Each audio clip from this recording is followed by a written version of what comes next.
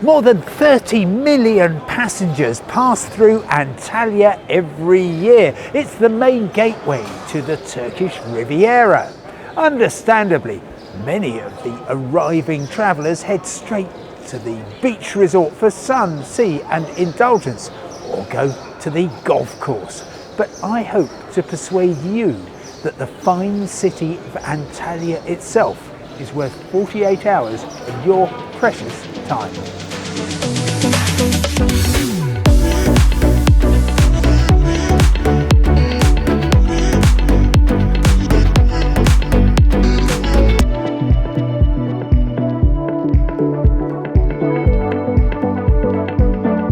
Antalya's location in the eastern Mediterranean could hardly be sweeter.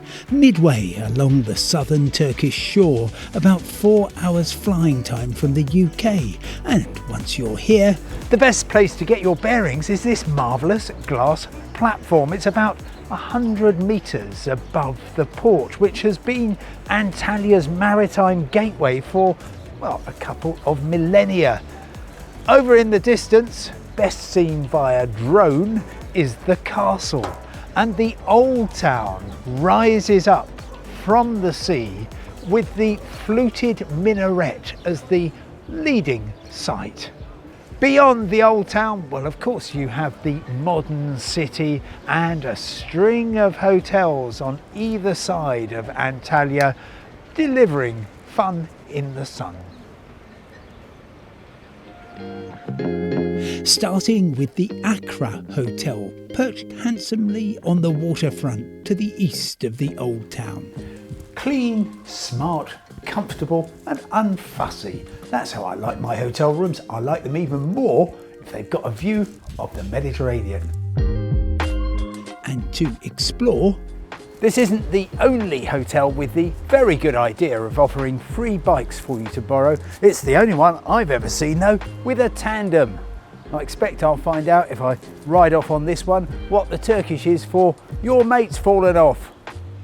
Move further east about 25 kilometres and you enter a new dimension, Land of Legends, where they roll out the red carpet.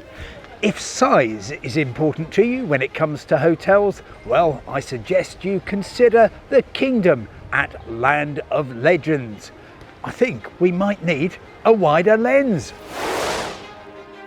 I've been delighting in Turkish holidays for decades, but I've never seen anything as ultra-modern and XXL as Land of Legends. Nature supplies the sunshine, they provide the rest. It's a vast, multifaceted property, but the concept is simple. Everything a holidaymaker needs within easy reach, whether you're a solo traveller, a couple or a family seeking an indulgent escape in a fairy tale kingdom. There's free suites in reception to keep you supplied with energy. And attentive staff. For yet more glee, you're on the doorstep of a theme park that offers fun in the sun with added adrenaline.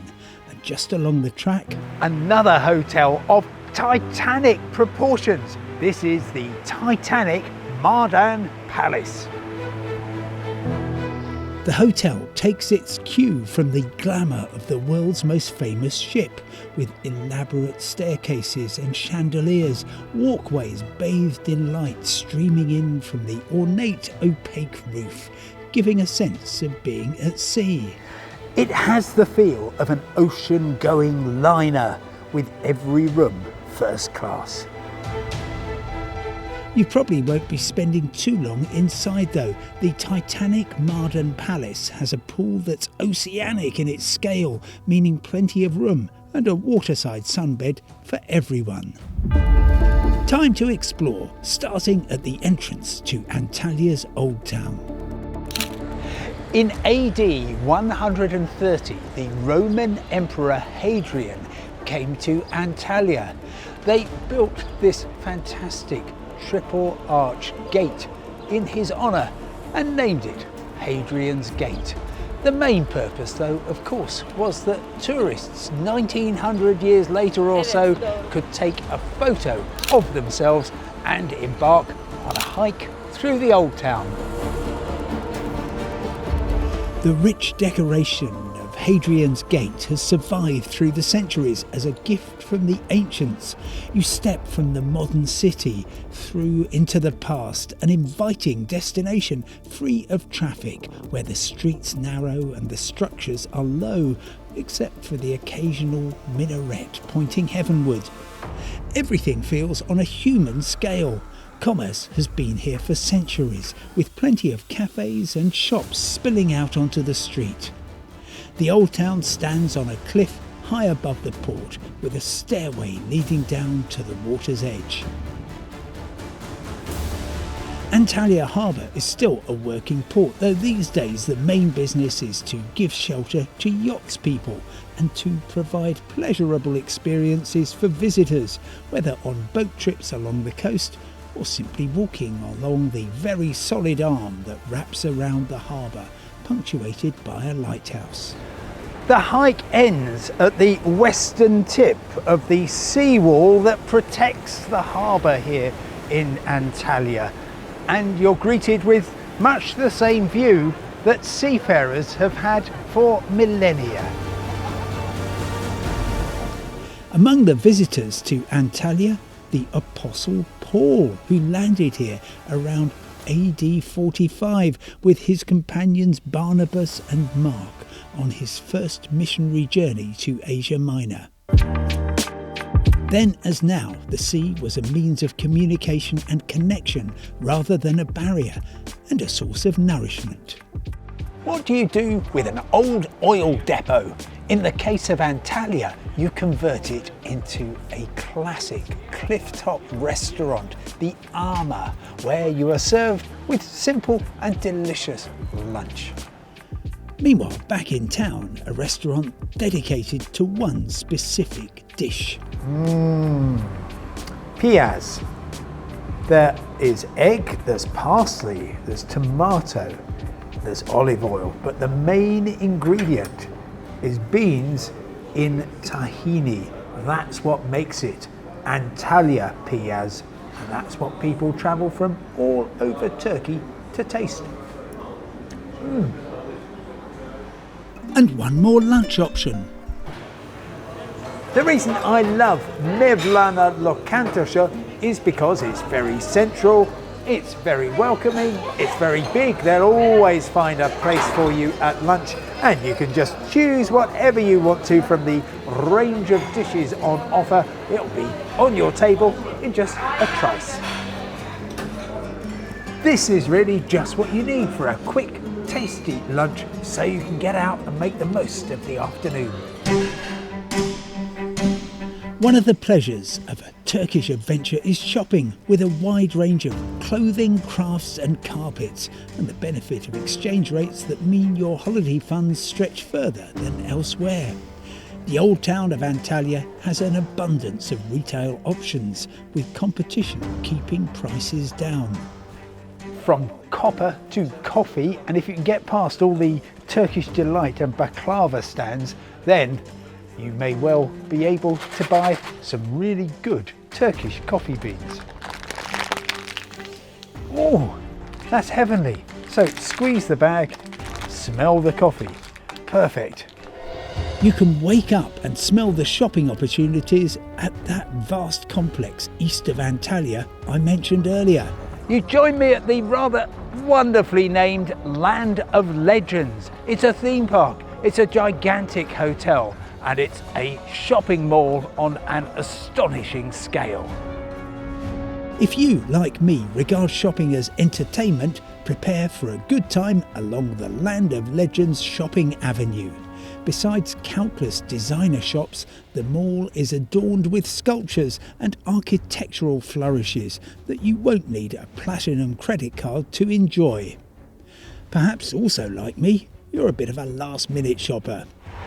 If you want to pick something up before your flight home, well, the airport is right over there. The main highway is going from here to the east of Antalya. Look, there's a tram stop just waiting for you, and right here is what's claimed to be the biggest outlet mall in the Mediterranean. 7 days a week, from 10 in the morning to 10 at night, and even later on Fridays and Saturdays, you can be spoilt for choice at the 144 stores in the Mall of Antalya and the adjacent Depot Outlet Mall. There's a mix of global and Turkish brands with competitive prices that enable you to make the most of the £390 UK duty-free allowance. Indirim means sail. Time for a little refreshment.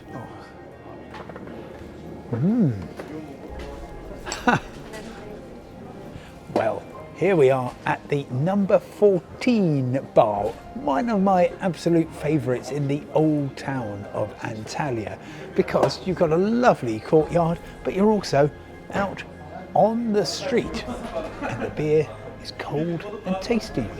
Another good option overlooking the bay is 251 Soul. What's 251, you might be thinking? Of course, it's the jazz progression of that name. Typically it would go A minor, D major, G major. But if you don't want to take that in, just take in the view. And while you sip, simply contemplate the good fortune of being right here while the evening sun sinks into the Mediterranean and signals dinner. Perched high above the sea, just west of Antalya Old Town, is a modern classic. Welcome to 7 Mehmet, named after the founder, Mehmet, who had a distinguishing mark in the shape of a number 7 on his forehead. Lovely fresh salad and the fish of the day, which is a delicious grouper, together with a local Sauvignon Blanc, which is frankly divine. Now, my excellent friend Ihsan is eating the house special, lamb tandoori. We are fighting over the rest of the aubergine, but I think Ihsan is going to win because he is the leading driver in Turkey. Yes, he is. 25 years as a professional driver, and guess who he drove round for a month? Yes, Hugh Grant. That one, yes. So, Mehmet, bon appetit. Meanwhile, in the Old Town, a restaurant where you might meet a celebrity or two. I'm fascinated with Sarah Sir because they say we aim at not only appeasing your hunger but also expanding your horizons. I'm ready for it. My dining companions tonight are Charlotte, who has sea bass wrapped in vine leaves, and Baran, who is enjoying stuffed quail. I've got chicken thighs. No, not me, my legs are fine. Chicken thighs.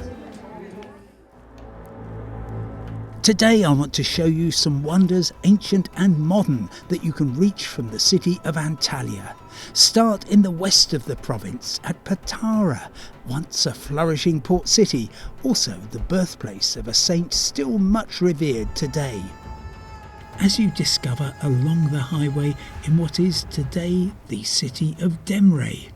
At its heart, against a backdrop of mountains, a handsome church with roots deep in the past, when the city was part of Lycia. In the 4th century AD, this was the city of Myra. The bishop was deeply revered and became Saint Nicholas. After his death, the relics of the bishop turned saint made the church a place of pilgrimage. Old Saint Nick also became the patron saint of seafarers, which explains why his relics, those remains, are no longer here. They were taken by Italian sailors in the 11th century, and a century later the church was actually submerged under mud when a river changed course. That episode helps to explain why the church has remained in such good condition. Only in the 19th century was it finally excavated and its former glory restored, courtesy of the Russian Tsar Nicholas I. The Church of St. Nicholas is now a candidate for inclusion on the UNESCO World Heritage List, a status which I predict would be widely acclaimed. the favourite saint of children around the world, and indeed those of us lucky enough to have been born on Christmas Day. It is St Nicholas, better known as Santa Claus, surrounded by adoring children, and he's even got a sack of presents on his back. It's Christmas Day every day here. There's much to enjoy along the road back to Antalya. To enjoy the Turkish countryside, come to Finike. It is an official Sita slow, a slow town where you can fully appreciate nature and the amazing landscapes. I'm calling in here at Turquoise Köy, which means turquoise village, and I'm hoping I'm going to enjoy a very good Turkish breakfast. In the company of Jared, whose family owns this property.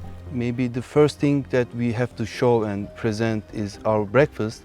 So everything starts with breakfast. Yeah. Sustainable tourism is high on the agenda. Visitors are accommodated in 11 cottages with a wide range of activities on offer, from tennis to archaeology, and the guests seem to love it. So peaceful. That's why we are here. How can I explain the smell, the orange trees smells? It's perfect, it's wonderful. You have to feel it. Back in Antalya, there are some great opportunities to take a ride. To survey the full glory of this end of the Mediterranean, head for Tunik Tepe. Among the mountains that decorate the coast west of Antalya, it's one of the most impressive, towering nearly 2,000 feet over 600 metres above the Mediterranean. You could hike up in 3 hours or so, but the teleferic or cable car will hoist you to the top in just 9 minutes and down again. This is the perfect pace, 5 metres per second, and an ideal descent, 30 degrees, which allows you properly to appreciate the extraordinary crumpled rock that towers above Antalya. Sea level also gives you a fresh perspective. The maritime experience is an essential component of any visit to Antalya. The chance to appreciate the corrugated coastline and to see the beautiful curve of the bay.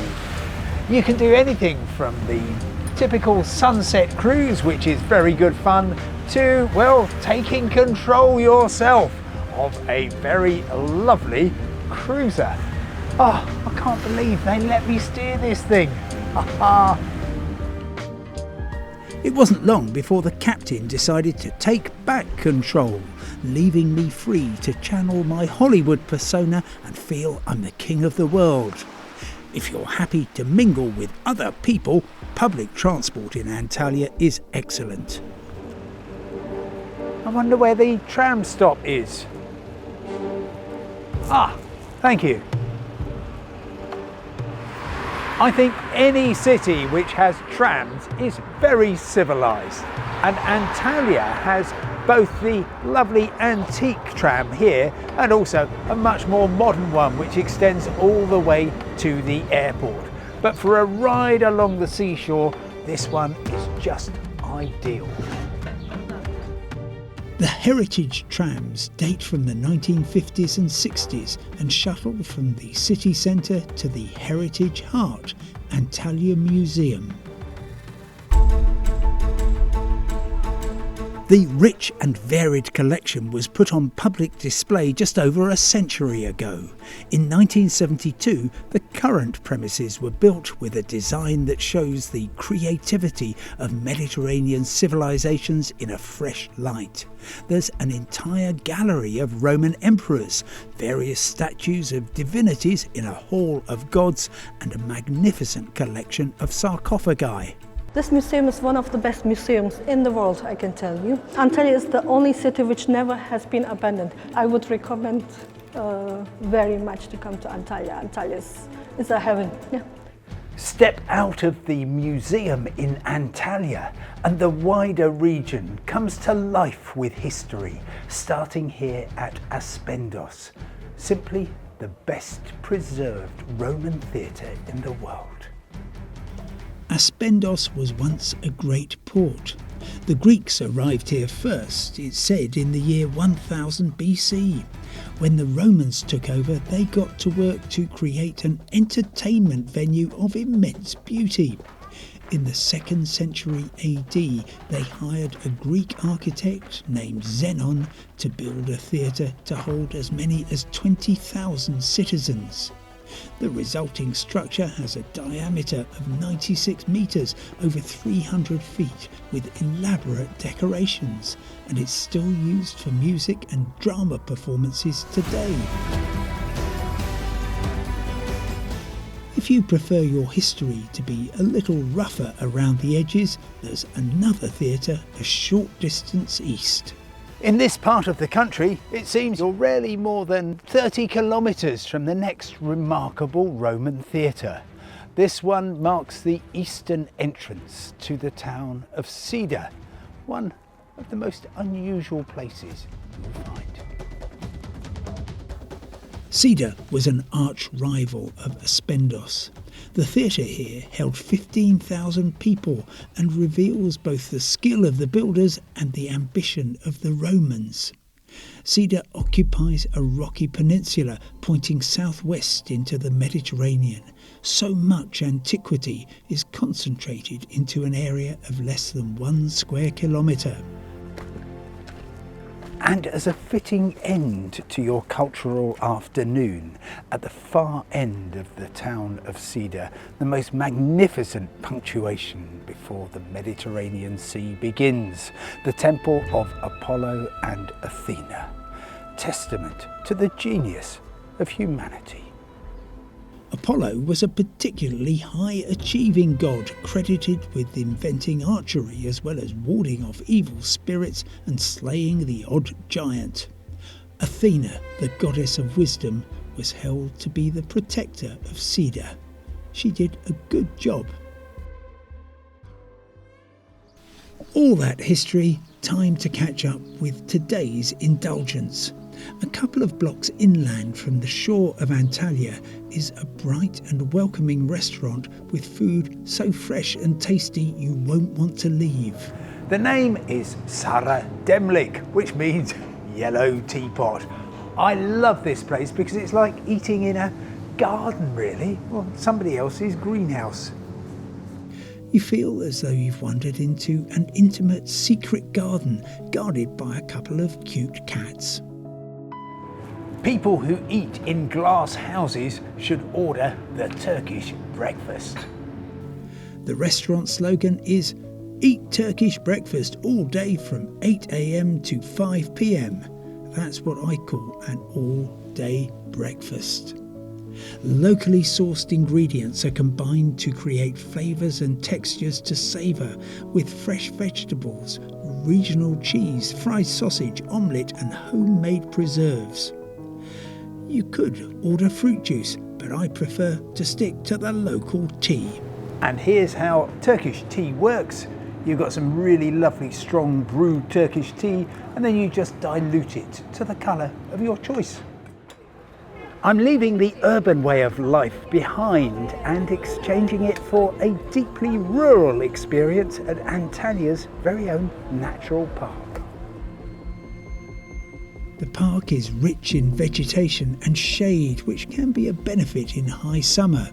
You can walk through the park, bring a picnic and keep your ears and eyes open for wildlife.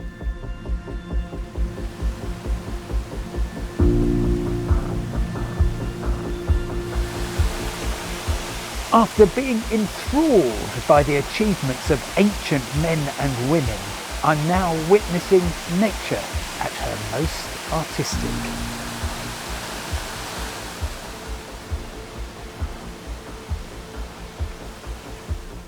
At the heart of the park, a waterfall. Your reward, this gorgeous cascade and a sense of escape, yet just 10 miles, 16 kilometres from the old harbour in the heart of Antalya.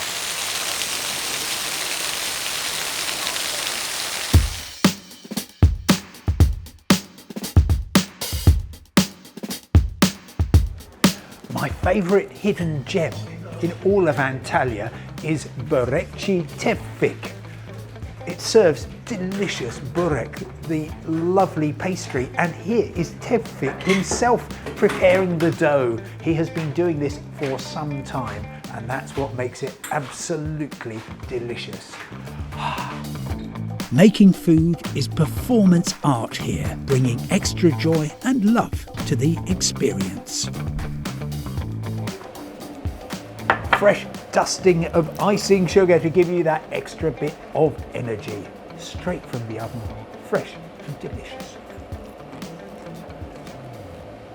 Coast, countryside and city all wrapped up into an intriguing 48 hours.